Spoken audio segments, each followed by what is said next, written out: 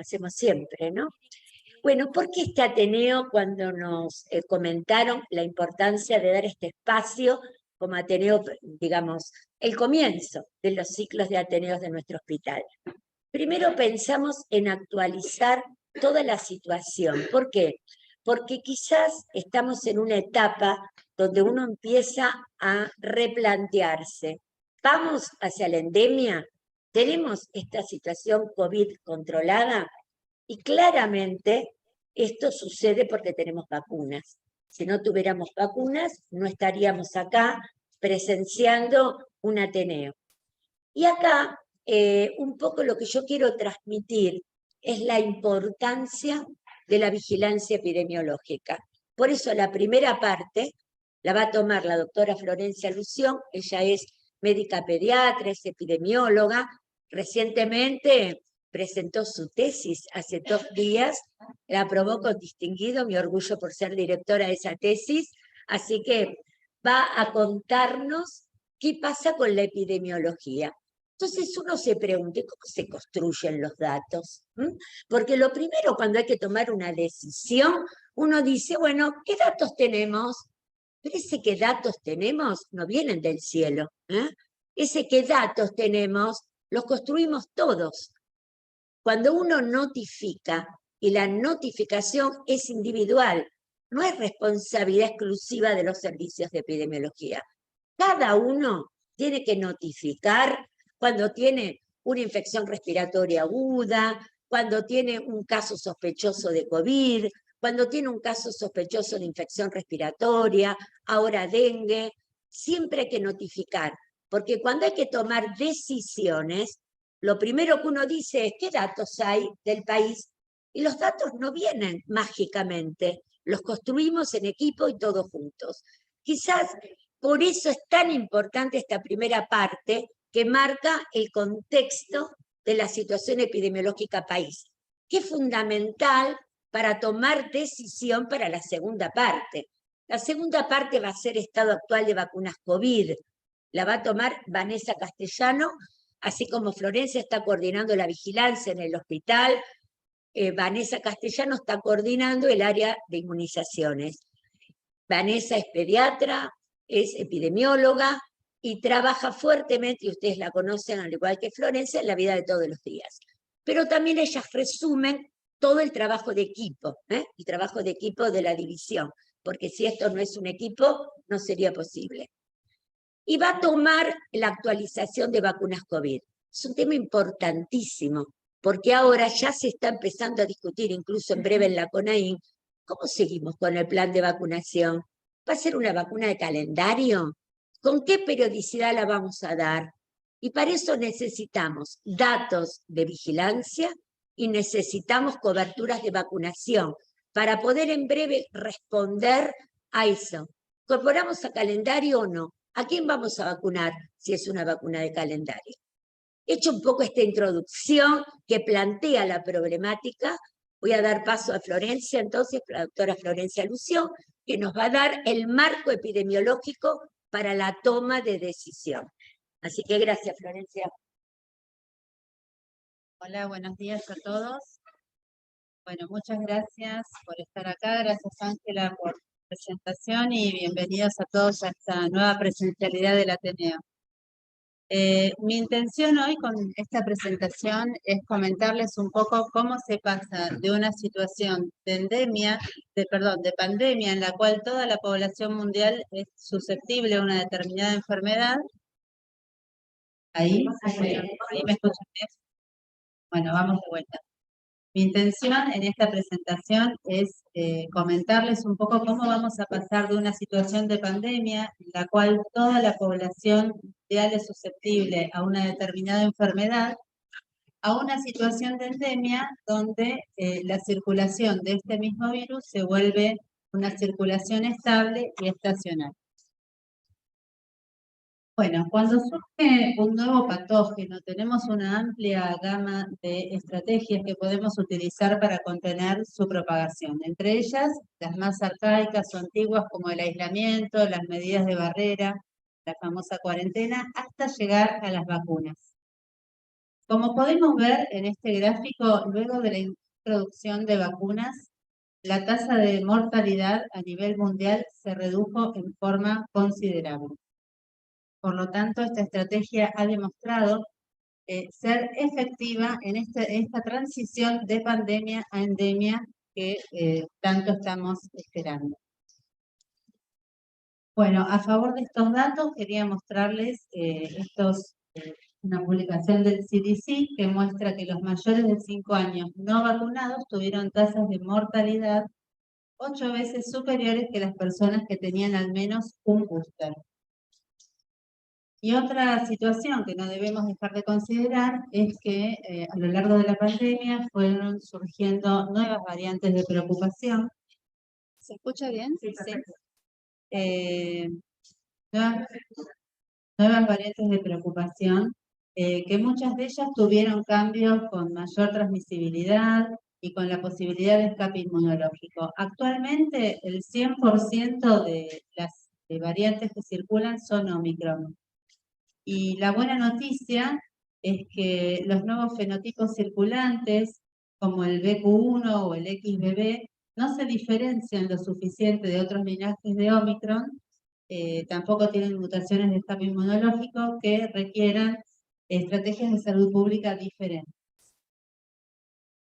Bueno, hasta acá les comenté un poco cómo es la situación general de COVID. Ahora vamos a hablar más precisamente del impacto que tuvo esta infección en la población pediátrica. Bueno, en este gráfico podemos ver la distribución de los casos confirmados en los pacientes menores de 17 años en nuestro país. Como ustedes saben, la pandemia por COVID en Argentina se manifestó con 3 olas fundamentalmente. Vemos que en las primeras 2, el comportamiento de la población pediátrica en relación a esta infección fue diferencial. Producto del aislamiento, la incidencia fue baja. Pero luego, en el año 2021, con la reactivación de las actividades presenciales, el surgimiento de la cepa Omicron, ya tuvimos un importante aumento en el número de casos, aunque la letalidad se mantuvo muy por debajo que la de los adultos mayores. Otra situación que voy a comentar más adelante es que la pandemia trajo aparejado el surgimiento de entidades como el síndrome inflamatorio multisistémico o el llamado síndrome post-COVID, del cual me voy a referir más adelante. Bueno, desde que se inició la pandemia, nuestro hospital coordinó un estudio de 22 centros pediátricos de referencia en todo el país. Un estudio multicéntrico con el objetivo de caracterizar esta infección en la población pediátrica. Estos son resultados que corresponden al primer año de pandemia. En esta publicación lo que pudimos ver es que la gran mayoría de los casos, se incluyeron cerca de 2.700 casos de COVID en menores de 17 años, pudimos ver que la mayoría presentaban síntomas leves o asintomáticos, pero a su vez había más de un 7% de casos graves o críticos. Y justamente estos pacientes presentaban ciertas comorbilidades como asma, displasia broncopulmonar, enfermedad neurológica crónica, cardiopatías, desnutrición y edad inferior a 6 meses, los cuales resultaron ser predictores independientes de gravedad. Otro dato a destacar es que la mayoría de estos casos, esto fue primer año de pandemia, tenían un contacto sintomático, más de la mitad un contacto COVID positivo, y cerca del 100% de ese contacto era intrafamiliar. Bueno, ya transcurrido el segundo año de pandemia, surgen nuevas variantes de preocupación, como lambda, alfa, delta, llamábamos por su nombre la andina, Sudáfrica. Bueno, en aquel momento en nuestra región era muy escasa la información que teníamos sobre las manifestaciones clínicas en la población pediátrica. Por lo tanto, encaramos esta segunda publicación, es una publicación del Pediatrics Infectious Disease Journal. A ver.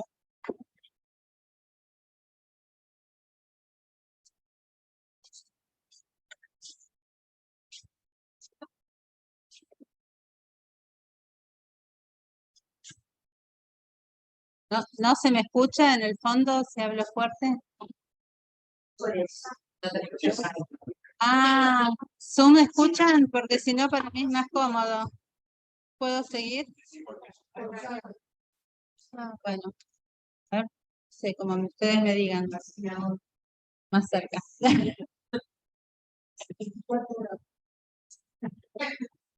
Bueno, como les comentaba, este es el segundo año de la pandemia. Pudimos concretar este estudio comparando los casos que habían sido infectados por la cepa ancestral o Wuhan y compararlo con otro grupo de pacientes, también niños, niñas y adolescentes que habían contraído las nuevas variantes de preocupación.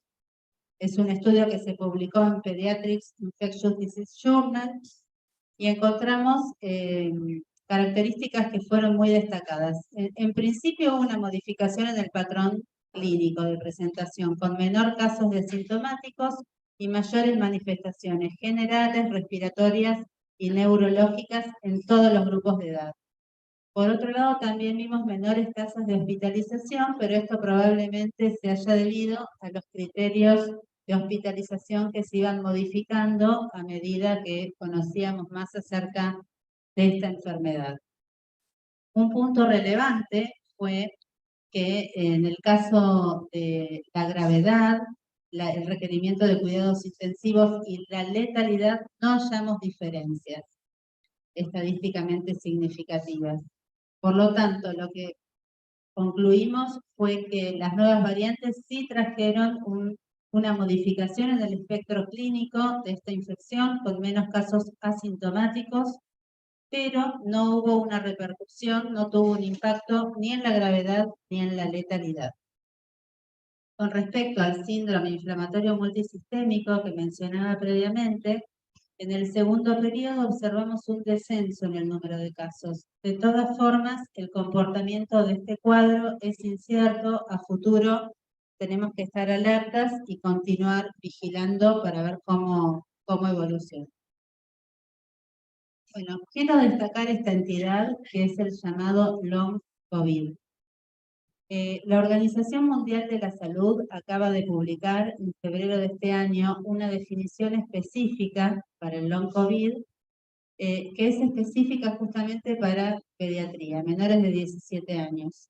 Y la define como una condición en la cual los pacientes de esta edad que contraen COVID, ya sea una infección confirmada o probable, presentan síntomas que persisten luego de 2 meses de la infección inicial y que no pueden ser atribuidos a un diagnóstico alternativo.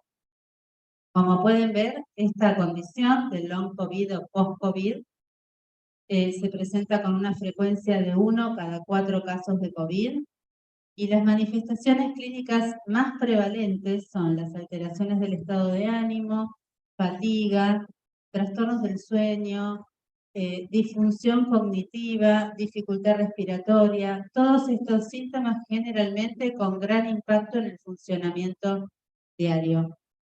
Por lo tanto, tenemos que pensar que una de las primeras conclusiones de lo que hablamos hasta acá es que la infección por COVID no es meramente una enfermedad aguda, sino que es una condición que puede traer aparejado síntomas como complicaciones y secuelas a largo plazo. Fíjense este estudio. Quería mostrarles, es un estudio que se hizo en Estados Unidos desde marzo de 2020 a junio de 2022, utilizando una gran base de datos de reclamos médicos.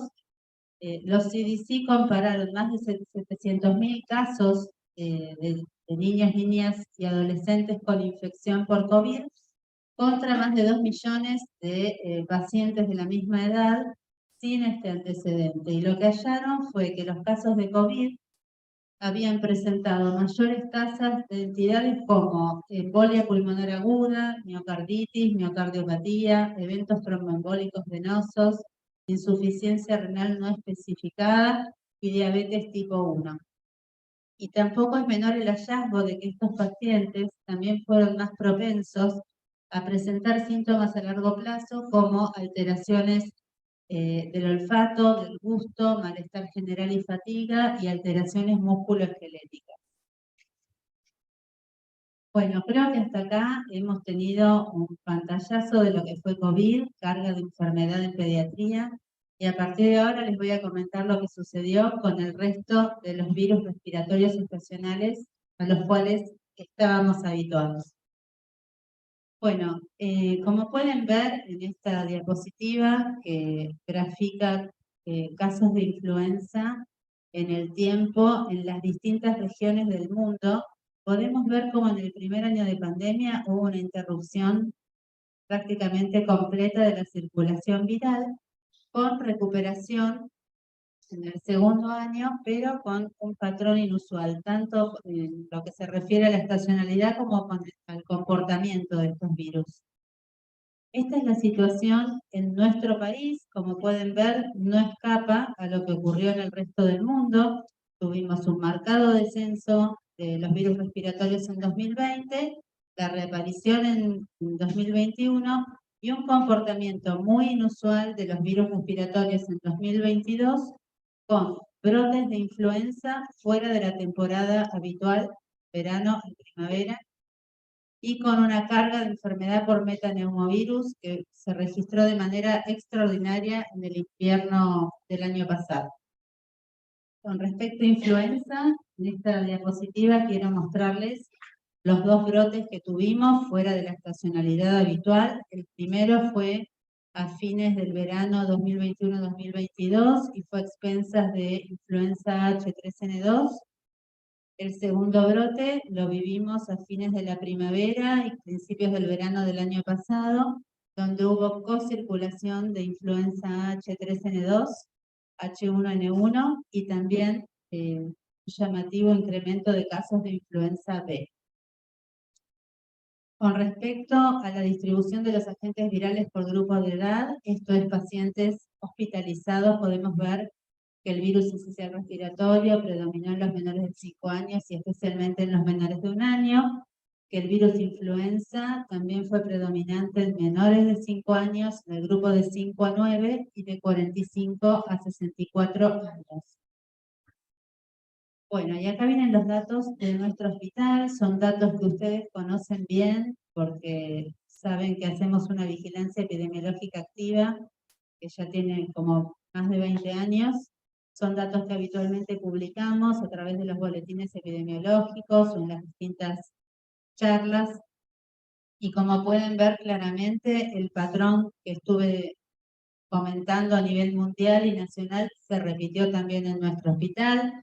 Acá podemos verlo con más detalle, vemos como cuando se inicia la pandemia dejan de circular los virus respiratorios distintos de SARS-CoV-2, con una verificación de circulación nuevamente en 2021 y el patrón atípico que mencionábamos en 2022. Volviendo a la estrategia de vigilancia, quiero comentarles que desde el año pasado, desde abril, hubo un cambio en la vigilancia epidemiológica de las infecciones respiratorias con la finalidad de integrar al COVID, al SARS-CoV-2, a la vigilancia del resto de las enfermedades respiratorias de presunto origen viral. El objetivo de este cambio de estrategia es fortalecer el sistema de salud para poder dar respuesta ante una alerta temprana por algún cambio epidemiológico como aumento de número de casos, eventos inusitados, aparición de nuevas variantes. Como parte de esta estrategia se designaron unidades de monitoreo ambulatorio. Quiero comentarles que en Ciudad de Buenos Aires nuestro hospital fue designado como unidad de monitoreo ambulatorio de los casos pediátricos de la Ciudad de Buenos Aires. Así que es un trabajo que estamos desarrollando de manera conjunta junto con el Departamento de Urgencias y con el Servicio de Virología. ¿Qué significa ser una unidad de monitoreo ambulatorio de infecciones respiratorias?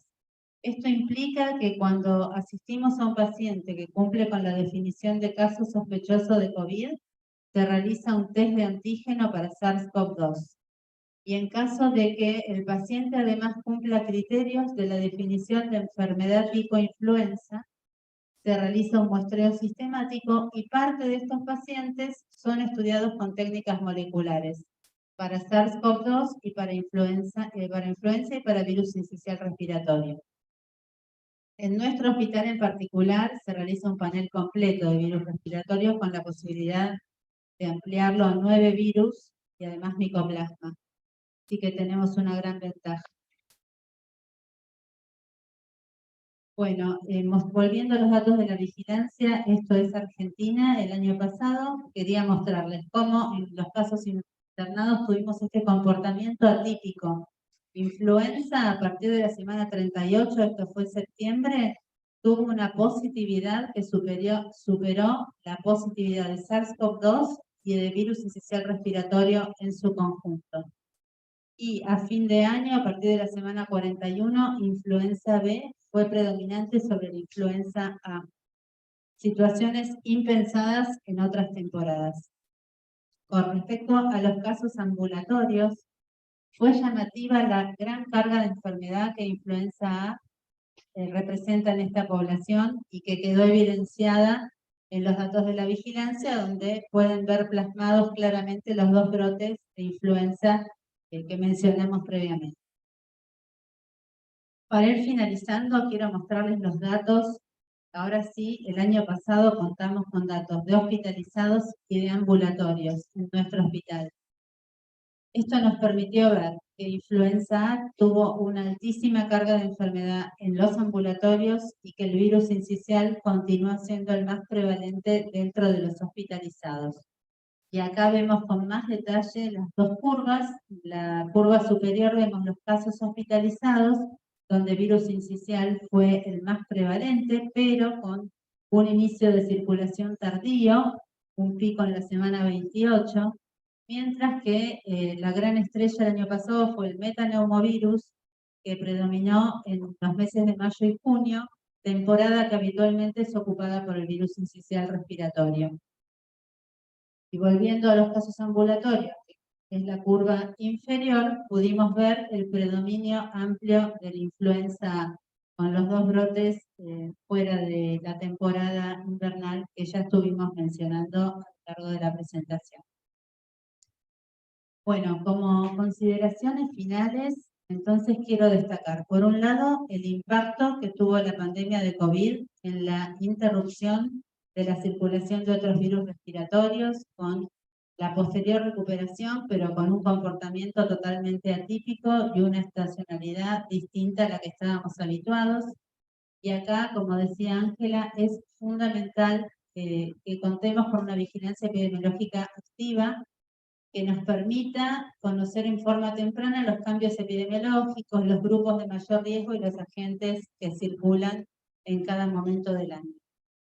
Por otro lado, volver a mencionar que COVID no es solo una enfermedad respiratoria, es una condición que puede generar complicaciones y secuelas a largo plazo, y que actualmente contamos con una herramienta de prevención como son las vacunas, que demostraron ser efectivas, demostraron ser seguras, que nos permiten no solo evitar la infección, sino reducir el impacto en la salud pública que tienen estas condiciones post-COVID de las que estuvimos hablando.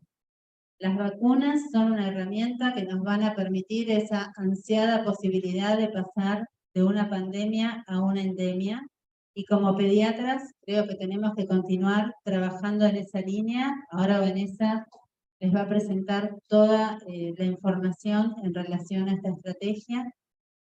Así que bueno, muchas gracias.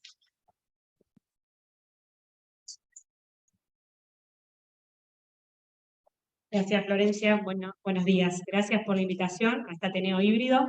Así que bueno, estamos acá parados quietos porque estamos transmitiendo. ¿Cómo pasó? Ahí pasó, perfecto. Bueno, vamos a hablar de la estrategia actual de vacunación para COVID en Argentina. Tengan en cuenta que la estrategia de vacunación en Argentina, como en otros países, es dinámica, se va modificando en función de las recomendaciones y la evidencia actual, y también cómo se está comportando el virus en el momento. Los contenidos de esta segunda parte van a ser hacer un pantallazo actual de los esquemas de vacunación y enfocar a la pediatría. Después hablar de las vacunas bivalentes, que es la novedad que tenemos en el país a partir de febrero de este año, qué significan, cómo funcionan y qué evidencia de seguridad tenemos en pediatría, para finalmente pasar a recordar que necesitamos estrategias para aumentar la adherencia a la vacunación, no solo de las vacunas COVID, sino que de las vacunas del calendario, las vacunas de campaña y ahora también la vacuna las vacunas de la campaña antigripal. Bueno, sabemos entonces que la campaña nacional de vacunación COVID tiene como propósito disminuir la mortalidad y el impacto socioeconómico ocasionados por el SARS-CoV-2. Desde los comienzos, la campaña se realiza en forma escalonada, progresiva, de acuerdo a la disponibilidad de recursos y la priorización de riesgo. Se utilizaron en adultos esquemas heterólogos, no tanto en pediatría, no se utilizaron esquemas heterólogos, y sabemos que los refuerzos son necesarios para sostener la inmunidad de la población y también el prevenir el desarrollo de formas graves. Y bueno, tenemos la aparición de nuevas variantes, permanentemente el virus está mutando, lo que genera interrogantes en relación a la efectividad de las vacunas que tienen las cepas originales. Bueno, Flor lo dijo muy bien, la importancia de la vacunación, que demostró prevenir complicaciones y muertes. Solo en el primer año de pandemia, con la vacunación, el segundo año cuando tuvimos las vacunas disponibles, se cree que se previnieron 20 millones de muertes. Acá les muestro la tasa de mortalidad en la población mayor de 60 años en Argentina, que como ustedes verán, en la línea gris vemos la mortalidad sin vacuna, que es casi 4 por 100.000. Con 2 dosis, un esquema completo, pasa a 1.10 por 100.000. Pero si el paciente recibió el refuerzo, la mortalidad se reduce a 0.6 por 100.000. Y otra vez enfocamos el tema de la importancia del refuerzo. Y como en pediatría la mortalidad es baja, podemos también ver algunos estudios. Este es un estudio local de efectividad de la vacuna durante la circulación fundamentalmente de Omicron, con las distintas vacunas utilizadas, ya sea ARN mensajero o la vacuna Sinopharm, donde vemos que la efectividad superó el 70% para la de hospitalización, en pediatría para todos los grupos, y la mayor efectividad con las vacunas iniciales fueron con la variante Delta. Bueno, y este es un panorama o es una foto de las vacunas COVID que circulan en la actualidad en nuestro país, cuáles están disponibles. Solamente es para mostrarles la complejidad del manejo de las vacunas COVID en los vacunatorios, distintas dosis, distintos volúmenes, distintas formas de conservación. Todavía los frascos son multidosis y necesitamos bajas temperaturas para su conservación, lo cual no resulta fácil. Y bueno, tenemos nuevos desafíos, que es la incorporación de nuevas vacunas más novedosas y más efectivas que vamos a pasar a hablar más adelante. Y vamos a empezar un poco a desglosar desde el punto de vista práctico cómo son los esquemas de vacunación en pediatría. Lo más importante es que la vacunación puede comenzar a partir de los 6 meses de vida. Vamos a utilizar como un esquema inicial homólogo, siempre vamos a usar el mismo tipo de plataforma. A partir de los 6 meses podemos utilizar la vacuna de ARN mensajero Moderna. Entre los 3 y los 11 años podemos utilizar Sinopharm, y esta vacuna únicamente se está utilizando para completar los esquemas de aquellos que iniciaron la vacunación. A partir de los 5 años ya está autorizada la utilización de la vacuna Pfizer pediátrica. Bueno, y los refuerzos en pediatría siempre son con vacunas de ARN mensajero. Y un aspecto importante de la programación y de esta campaña es que las vacunas se pueden administrar con las vacunas de calendario o de campaña. Y esto es una estrategia para nosotros fundamental debido a que tenemos que cumplir con nuestro calendario nacional. Bueno, ya se había hablado en otros ateneos, pero importante recordar para nuestros pacientes inmunocomprometidos que necesitan una dosis adicional a su esquema primario. Está demostrado que los pacientes con inmunocompromiso responden menos a la vacuna.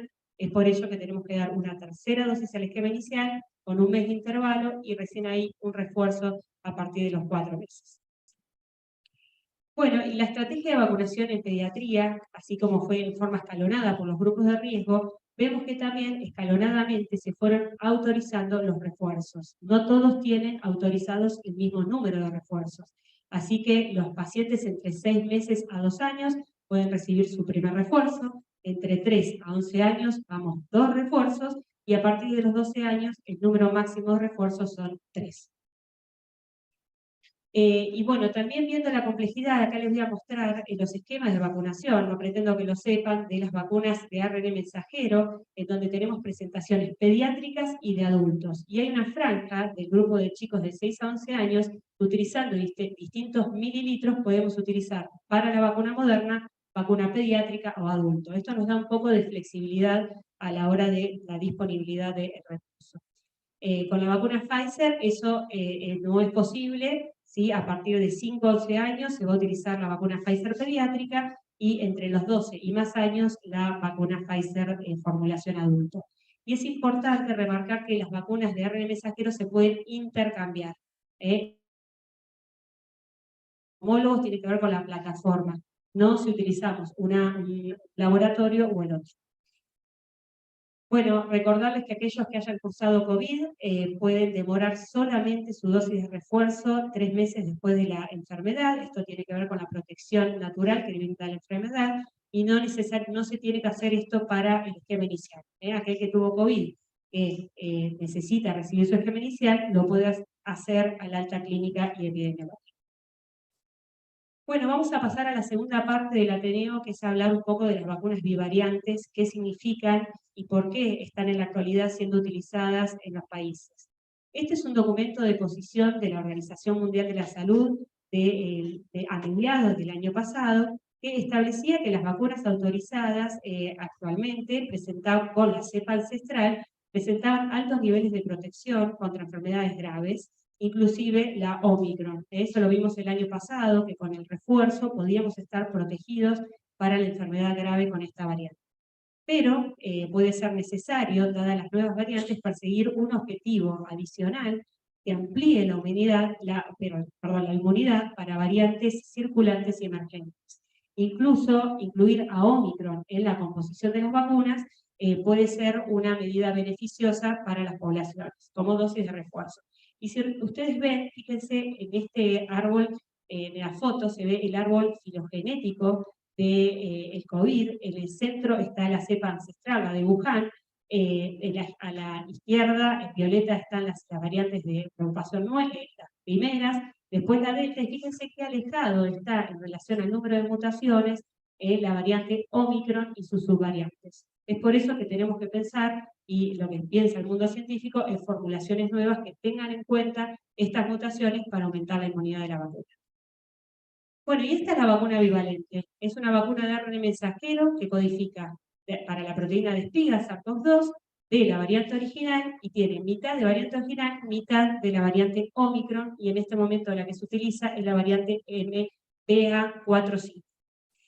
Fueron diseñadas para ser utilizadas como dosis de refuerzo, pero bueno, en esta transición seguramente se discuta más adelante si van a ser utilizadas en el esquema inicial, por la efectividad que demostraron, y en pediatría se aprueban a partir de los datos favorables de los estudios de vacunas de ARN mensajeros monovalentes en niños y estudios de inmunogenicidad en adultos realizados con las vacunas bivariantes, que tienen que demostrar por lo menos no inferioridad en relación a los anticuerpos neutralizantes, sobre todo para la cepa actual, la Omicron.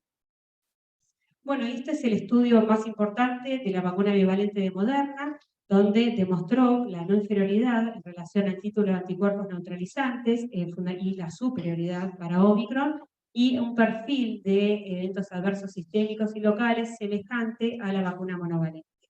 También realizaron estudios de anticuerpos neutralizantes para las subvariantes de Omicron con respuestas favorables. Y Pfizer también en su portal tiene las publicaciones de la realización de los estudios en adultos, donde muestran que los títulos de anticuerpos neutralizantes para la cepa Omicron BA4, BA5 es 3 veces superior en los adultos mayores de 55 años y 10 veces superior en los adultos entre 18 y 55 años. También evaluaron la presencia de anticuerpos neutralizantes para las subvariantes de Omicron. Y el perfil de seguridad, al igual que el laboratorio anterior, es similar a las vacunas monovalentes. Bueno, y veamos qué sucede con esta vacuna en la vida real. Esta es una publicación de efectividad en adultos en relación a la enfermedad sintomática durante la ola de Omicron y la hospitalización, y lo que se observó es que incluso comparándolas con aquellos que recibieron refuerzos tempranos, hacia pocos meses de la vacuna monovalente de COVID, la respuesta y la efectividad es mayor en aquellos que recibían un booster adicional con las vacunas bivariantes. Bueno, esta es la foto de Argentina en relación a las vacunas bivariantes. En febrero se empezó a utilizar la vacuna bivariante de Moderna a partir de los 12 años o más, de Pfizer a partir de 12 años o más, utilizada únicamente, como les repetí, para dosis de refuerzo. Y en marzo en realidad de este año, empezamos a utilizar también la vacuna Moderna, autorizada a partir de los 6 años, como dosis de refuerzo, que va a ser diferente, ya sea un niño de 6 a 11 que un niño a partir de los 12 años. Y esto es muy importante. En este momento estamos con una transición, y se ve también en el adulto. Algunos adultos ya recibieron su tercer refuerzo de vacuna monovalente, y ahora está disponible la vacuna bivariante. Por el momento, aquellos que recibieron su último refuerzo autorizado con vacuna monovalente no necesitan recibir la vacuna bivariante. Esto puede llegar a modificarse. Y aquellos que aún están pendientes de los refuerzos pueden acceder a este tipo de vacuna. Bueno, y un punto importante que necesitamos para pediatría son todos los aspectos relacionados a la seguridad. Es bastante habitual ver que pediatras demoran la recomendación de los pacientes para ver qué pasa con la seguridad de las vacunas. Siempre hay que ver si pasó agua abajo del puente, y con los adultos también sucede. Este es un estudio en relación a la seguridad, el monitoreo de seguridad de los Estados Unidos de las vacunas bivariantes. En los ateneos anteriores hemos visto y hemos hecho un recorrido de la seguridad de las vacunas monovalentes. Acá, en este informe, se aplicaron 22 millones de dosis de ARN mensajero bivariante a pacientes mayores de 12 años. No sé si se ve bien. Bueno, los primeros hallazgos son de seguridad, un sistema de seguridad activo, que es el V-Safe, y un sistema, activo que es el V-Safe, y pasivo, que es el VAERS. Se notificaron 211.959 SAVIs, ahí no se ve, pero el 95.5 eran eventos moderados, no graves, y me estoy recordando cuando veo la diapositiva, y el 35% aproximadamente fueron errores programáticos, múltiples plataformas, múltiples dosis, dificultades, digamos, en el entrenamiento, incluso en países del primer mundo.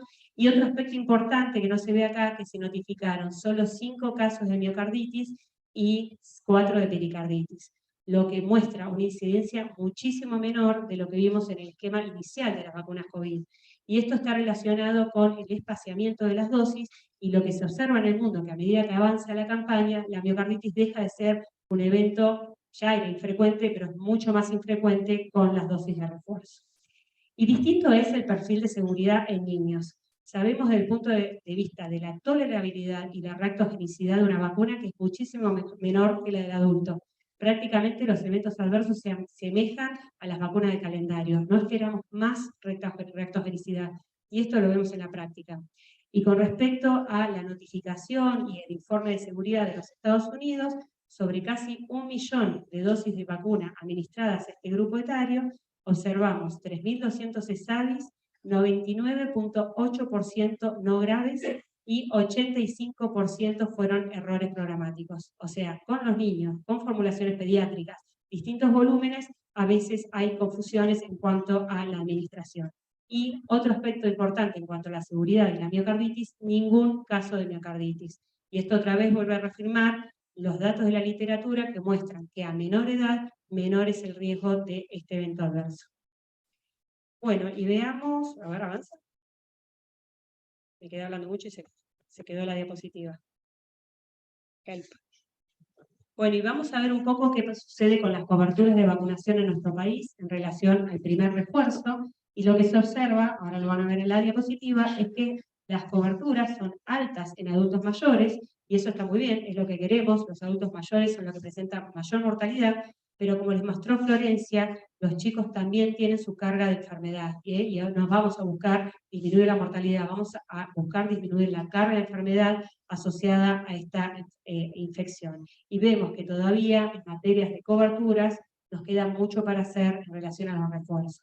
Todavía seguimos recibiendo pacientes con esquemas incompletos de vacunación COVID, y refuerzos, bueno, quizás no están llegando. Los más chiquitos se justifica porque la vacunación se inició el año pasado, pero con los adolescentes estamos muy lejos de alcanzar la meta del primer refuerzo. Bueno, y un punto clave para nosotros es la recomendación del médico. Sabemos que hay una relación directa entre la recomendación del médico de la vacuna COVID y la aceptación de la vacuna. Aquellos pacientes que reciben información de sus pediatras van y se vacunan con confianza. No es lo mismo aquellos que vienen en forma voluntaria. Los médicos tenemos que optimizar la aceptación a las vacunas, no solo las pandémicas, sino de calendario, y en esto la importancia está en llevar a los consultorios la charla de la vacunación COVID. ¿Qué recibimos nosotros en el vacunatorio cuando ofrecemos esta vacuna? Un grupo de padres no hablaron, el pediatra no les habló directamente de la vacunación COVID. Otro grupo de padres nos dice que el pediatra les dijo que era decisión de ellos vacunar a sus hijos. Otro grupo de pediatras, por supuesto, lo recomiendan y eso sabemos que son una vasta mayoría, y otro grupo de pediatras contraindicaron la vacunación COVID a sus pacientes. Entonces, lo primero es aumentar la confianza como profesionales de la salud. Sabemos que hay una evidencia en cuanto a la recomendación y la importancia de esta vacuna, y a la hora de hablar con nuestros pacientes de cualquier vacuna, lo que debemos utilizar, lo que está estudiado, que funciona, es el modelo presuntivo, asumir que la persona está dispuesta a vacunar a su hijo. ¿Y esto por qué? Porque demuestra la confianza en el médico, a la vacuna, y ayuda a establecer la vacunación como una norma. Bueno, y ya para finalizar, esta es mi última diapositiva, no olvidar que la administración de las vacunas puede ser conjunta, la vacunación COVID con cualquier vacuna de calendario, o sin ningún intervalo entre la administración de la vacuna COVID, que muchas veces son en postes de vacunación, y las vacunas, ya sean del calendario, de la campaña de sarampión, rubiola y polio, que termina el 31 de marzo y las coberturas son muy insuficientes, o de la vacuna antigripal, que ya a fin de la semana comenzamos mañana empieza la campaña de gripe. Bueno, como conclusión, a medida que avanzamos a la endemia, los esquemas de vacunación para COVID requerirán dosis de refuerzo para aumentar la inmunidad y una transición a vacunas bivalentes que mejoren la protección para Omicron y las subvariantes. En pediatría el desafío es mayor, siendo necesario alcanzar la cobertura esperada tanto de las vacunas del calendario como de las campañas, y bueno, sabemos que los médicos somos un elemento clave para mejorar la aceptación de las vacunas. Bueno, muchas gracias.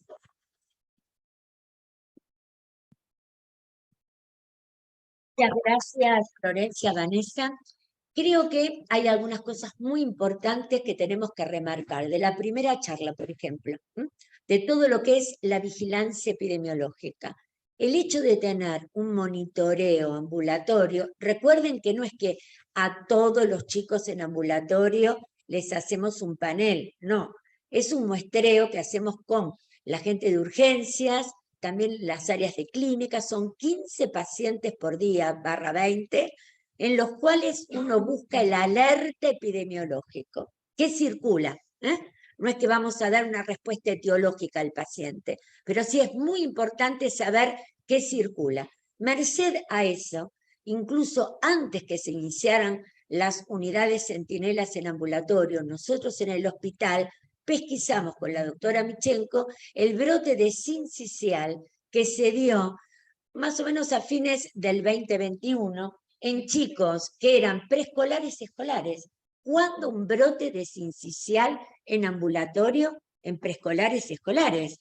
Eso está publicado en archivos, lo hicimos en forma conjunta, y ahí nació también un poco nuestro hospital, presentó también esta idea de la importancia de dar alertas epidemiológicos, para saber qué circula. Y eso es muy, muy importante. Y es lo que se está haciendo ahora. Y por eso podemos saber en influenza, y lo marcó muy bien Florencia, tuvimos influenza A, H3N2 al comienzo, H1N1, y luego también tuvimos influenza B. Y les cuento más, en influenza B tuvimos Victoria, no tuvimos Yamagata. Yamagata desapareció hace varias temporadas. Lo simplista es decir, bueno, ya no hay Yamagata, no. Todo esto responde a algo importante. Hay que hacer vigilancia epidemiológica activa, porque esto cambia, es inusitada esta circulación, y no sabemos lo que va a pasar, y no sabemos qué va a circular. Y así como el brote de metaneumovirus en la internación nos sorprendió, más nos sorprendió el sincicial en verano, o la influenza en verano, o la desaparición del Yamagata como linaje de B. Entonces, es importante la vigilancia, y la construimos todos. Y creo que también es muy importante el tema de la carga de enfermedad en pediatría. Seguramente en breve se va a discutir en la Comisión Nacional de Inmunizaciones, bueno, ¿qué hacemos? ¿Qué hacemos? ¿A quién introducimos esta vacuna? Porque un poco más, un poco menos, va a ser una vacuna de calendario. Y si uno mira riesgo, bueno, el riesgo en el adulto, el riesgo de mortalidad, de hospitalización está claro. Y los chicos no tienen riesgo, los chicos no se internan, no les pasa nada, no es así, porque los chicos tuvieron síndrome inflamatorio multisistémico, que este hospital manejó este tipo de casos, hay una muy buena publicación reciente, y aparte de eso, ahí la veo a Silvia, y me acuerdo del síndrome inflamatorio multisistémico y del paper que nos acercaron, y por otra parte también la carga de enfermedad con el COVID prolongado, que muy bien la presentó Florencia. No sabemos qué pasa con el COVID prolongado. Y si uno tiene una buena vacuna, ¿por qué tenemos que tener incidencia de diabetes? ¿Por qué tenemos que tener más incidencia de fatiga o trastornos vasculares en los chicos o en adolescentes si uno tiene una vacuna? Ese es el tema. No todo está cerrado. Por eso, aquellos que dudan en vacunar a los chicos, ¿por qué arrogarse el derecho de decir no cuando uno tiene una buena vacuna? Es segura, es claramente segura, y uno sabe que no tiene todo definido el riesgo en pediatría. Seguimos aprendiendo. Y como seguimos aprendiendo, lo importante es apuntar a la prevención, porque eso es lo que nos ayuda. Y hoy estamos acá porque hay vacuna. Y creo que nuestros chicos merecen vacunarse. Y Vanessa mostró muy bien la complejidad. Hizo un agradecimiento a los vacunatorios, a las enfermeras que están en los vacunatorios del país y a las nuestras del hospital. Porque quiero que miren lo que era esa heterogeneidad, la complejidad de poder dar en forma adecuada la vacuna que los chicos necesitan. Y Vanessa lo mostró bien, y eso realmente exige capacitación. El programa de vacunas es un programa de alta complejidad en este momento, y nosotros estamos atendiendo encima del centro de referencia el 30% de vacunación en inmunocomprometidos, que también merece una mirada diferente. Entonces, toda esa complejidad cada vez más hace que tengamos espacios más profesionales, enfermeras mejor capacitadas, y hay que jerarquizar estos programas en todo el país, porque realmente la base de todo esto es prevenir para poder lograr caminar hacia adelante, hacia otra situación. Me parecía bueno marcar estos aspectos de estas presentaciones, porque vamos a tener que tomar decisiones a corto plazo. Y las decisiones se toman con evidencia. No se toman porque otros las hacen, se toman con datos propios. Y por eso tratamos nosotros de contribuir en lo que podemos a generar datos propios. Se toman con los datos del país, con lo que pasa con los chicos argentinos. Y está muy bien ver la literatura internacional, pero necesitamos datos propios, porque hay que tomar las mejores decisiones para nuestra gente y para nuestros chicos. Entonces, con esta mirada ampliada, adelante con las preguntas, que no creo, la verdad que las dos presentaciones fueron excelentes, las felicito, un orgullo tener este equipo, ¿no? Como el resto, y adelante, vamos con las preguntas, y también podemos recoger algunas preguntas que me imagino llegarán por Zoom, hay que acostumbrarse a esto del híbrido, ¿no? Así que tenemos alguna, si alguno quiere hacer alguna pregunta, algo que le merezca alguna preocupación o un comentario, que también es bienvenido. Vamos, no seamos tímidos.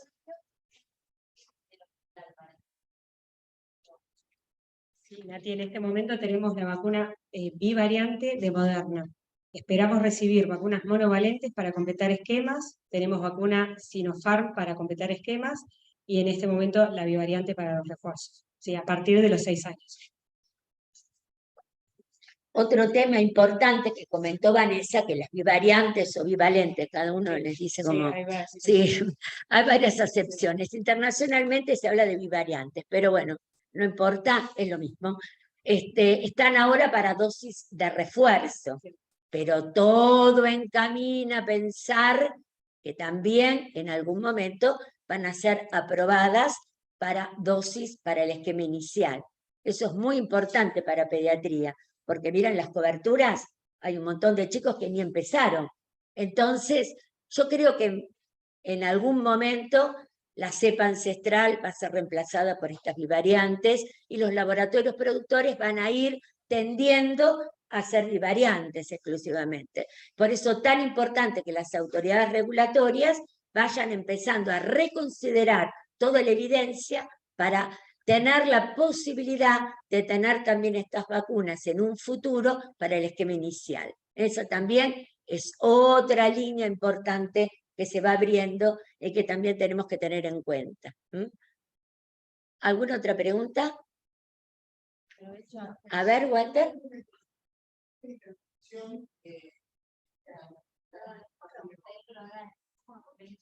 Toma. Más el micrófono, Walter. O si no, para el Zoom. Repetimos la pregunta. No, tenía una mirada sobre el cambio epidemiológico, porque siempre los tiempos los virus respiratorios eran estacionales, porque nos encerrábamos, entonces compartíamos espacios cerrados. Ahora tiene que cachar eso, o no sé qué explicación tenemos ahora. Los respiratorios, porque está bajo vía respiratorio.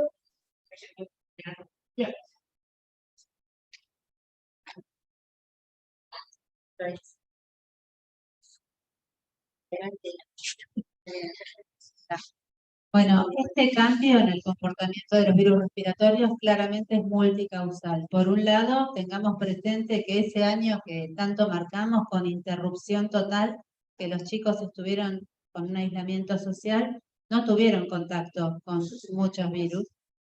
¿Cómo? Eso se entiende fácil. Luego puede suceder que los virus encuentran un nicho epidemiológico donde otros virus van dejando espacio. Yo creo que eso es lo que sucedió con el metaneumovirus. También tengamos en cuenta que luego de la pandemia se modificaron las técnicas diagnósticas. Ampliamos el diagnóstico a virus que quizás no estábamos pesquisando previamente, entre ellos el metaneumo, el enterorinovirus, y con una sensibilidad y especificidad mucho más elevada. A futuro es incierto lo que va a suceder porque tampoco sabemos si surgirán nuevas variantes de COVID, variantes con mayor transmisibilidad, mayor gravedad, con escape inmunológico para las estrategias con las que contamos actualmente. Esperemos que no. Pero por eso es tan importante vigilar. Y si consideramos lo que ocurrió esta temporada invernal en el hemisferio norte, nuestro verano, donde tuvieron un brote impresionante de virus sincicial respiratorio especialmente, tenemos que estar más que atentos cuando se termine esta ola de calor. Y quizás, Walter, no todas las respuestas están cerradas, claramente. Flor claramente mostró algunas de las cosas que se piensan, el tema del nicho ecológico, cómo compiten los virus entre sí, pero todavía quedan pendientes muchas respuestas para poder decir por qué esta circulación inusitada. Eso porque el 2022 fue inusitado, no esperable. Creemos que el 2023 se va a enganchar más con lo que conocíamos previamente. Por eso alerta y esta preparación que está haciendo, digamos, trabajándose en preparar para lo que es la circulación de los virus respiratorios de este invierno, donde esperamos una temporada con alta circulación del sincicial. Pero bueno, veremos. Por eso la vigilancia activa. Gaby, tenías una pregunta. Le pasamos el micrófono.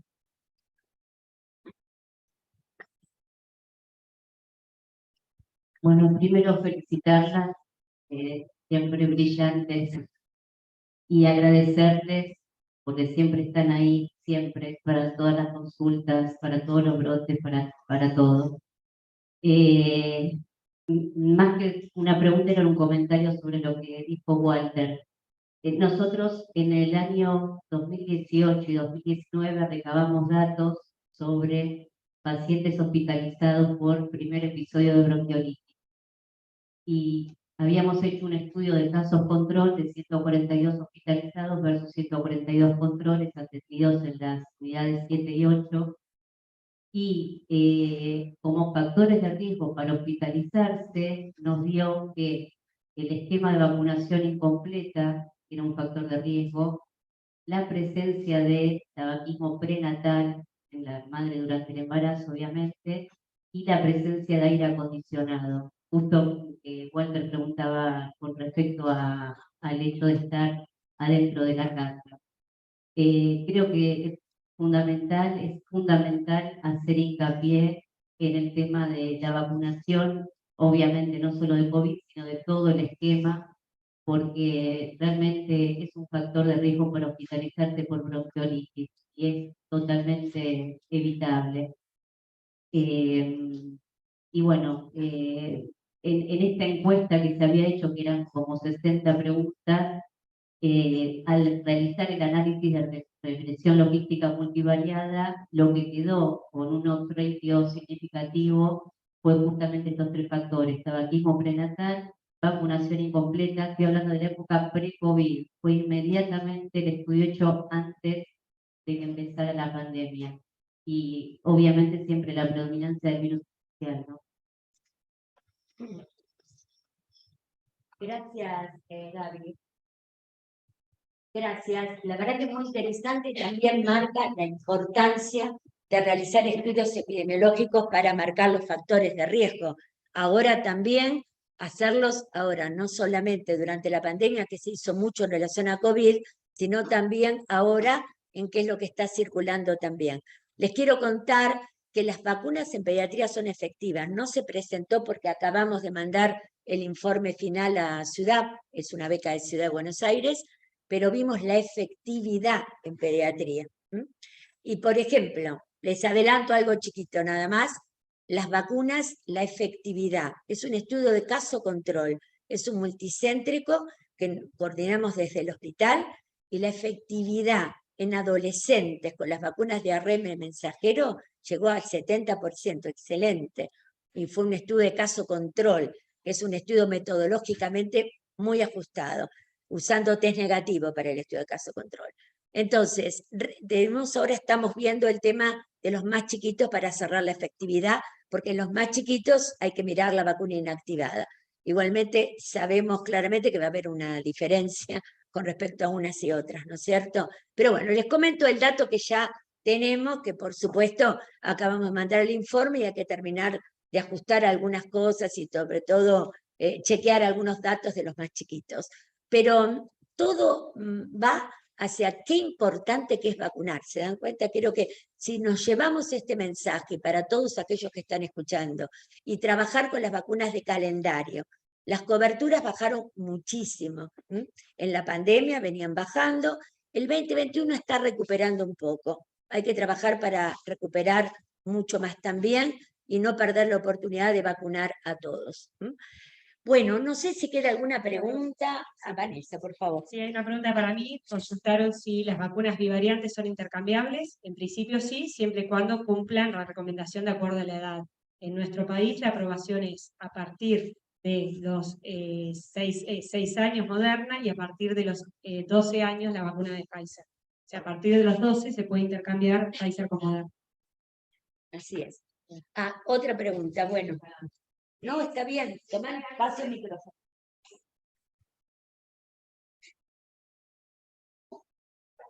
Mi pregunta es saber algo de vacunarse, influencias, y algo.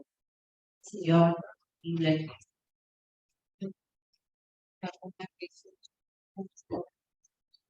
Sí, se está investigando en este momento. Claramente con vacunas de base de ARN mensajero. Unir SARS-CoV-2 con influenza. Incluso se piensa a futuro con sincicial respiratorio también. La idea sería tener estos tres componentes en una vacuna. Ya hay estudios de fase 2, está trabajando, hay varios laboratorios que están trabajando. Está Pfizer, está Moderna, incluso Seqirus tiene también toda una línea de trabajo con influenza y SARS-CoV-2. Con la vacuna actual, en base a cultivo celular, ustedes saben que hay una vacuna influenza cultivo celular, que no es la vacuna de calendario, pero sí es una vacuna que ya está disponible y también trabajándose sobre esta plataforma para incorporar el SARS-CoV-2. Así que hay muchas líneas de trabajo en eso y creo que van a ser muy promisorias a futuro. Bueno, dada la hora para hacer prolijos, sí, Cristina.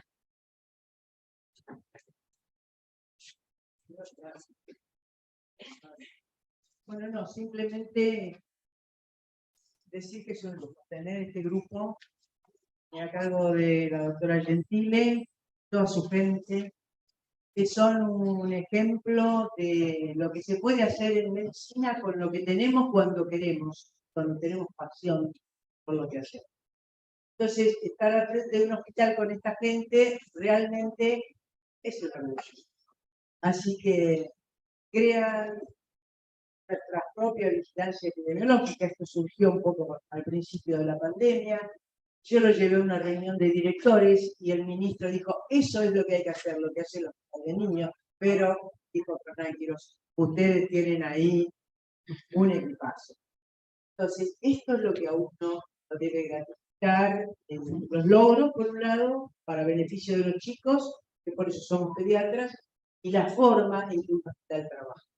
Este ha sido un hospital siempre de ir adelante, ¿no? Que ha sido pionero. Bueno, este equipo pone de manifiesto que cuando uno hace lo que hace con pasión, con dedicación, con pertenencia por el lugar al que pertenece y conoce el rol que tiene en el servicio de la salud pública, no solo de la ciudad de Buenos Aires, sino de todo el país, todo es posible. La gente joven tome este mensaje. Felicitaciones, doctora. Bueno, muchas gracias. Gracias. Bueno, gracias. Gracias en nombre de todo el equipo acá, todos en primera línea, ¿eh? Y nos vemos en la vida de todos los días. Gracias. Muchas gracias, excelente como siempre. Gracias a todos por venir. Le agradecemos especialmente a las instructoras que pusieron la computadora del Ateneo y el sonido que nos puso la profesional.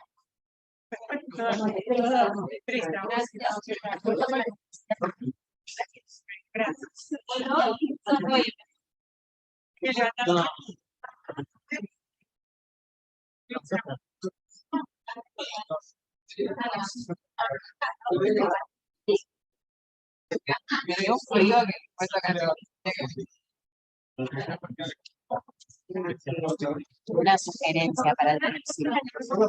Podemos cambiar el aire. Pero no. ¿Qué se prende con esa paloma? Cuando no prende, mejor esas cosas.